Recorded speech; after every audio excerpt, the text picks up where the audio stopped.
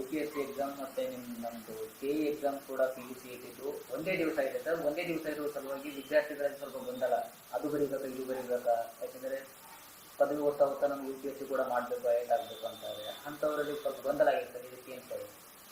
MBA MCA MTech ಪ್ರವೇಶಕ್ಕೆ ಪ್ರತಿ ವರ್ಷ ನಾವು PGCET ಎಕ್ಸಾಮನ್ನು ನಡೆಸ್ತೀವಿ. ಆ ರೀತಿ ಈ ವರ್ಷದ PGCET ಪರೀಕ್ಷೆ ಮೇ 23-24ರಂದೇನು ನಿಗದಿಪಡಿಸಿ ನಾವು ಪಬ್ಲಿಷ್ ಮಾಡಿದ್ವಿ.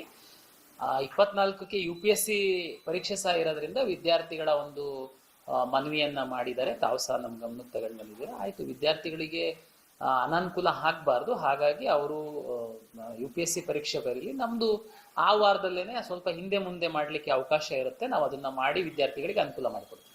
ಮುಂದೆ ಆಗ್ತಾರೆ ಸರ್, ಹಿಂದೆ ಆಗ್ತಾರೆ ಅದು ನಾವು ಏನಾಗುತ್ತೆ, ಈ ಡೇಟನ್ನು ಈಗಲೇ ಹೇಳಲಿಕ್ಕಾಗಲ್ಲ. ಯಾಕೆಂದರೆ UPSC KPSC SSP ಬೇರೆ ಬೇರೆ ಎಕ್ಸಾಮ್ಸ್ ನಡೀತಿರುತ್ತೆ. ಮತ್ತು ನಾವೆಲ್ಲ ಡಿಪೆಂಡೆಂಟ್ ಇದ್ದೀವಿ. ಎಕ್ಸಾಮ್ ಸೆಂಟ್ರು ಕಾಲೇಜ್ಗಳಲ್ಲಿ ಮಾಡೋದು ರಜದ ದಿನನೇ ಮಾಡಬೇಕು, ಇಲ್ಲಾಂದ್ರೆ ಆ ವಿದ್ಯಾರ್ಥಿಗಳಿಗೆ ತೊಂದರೆ ಆಗುತ್ತೆ.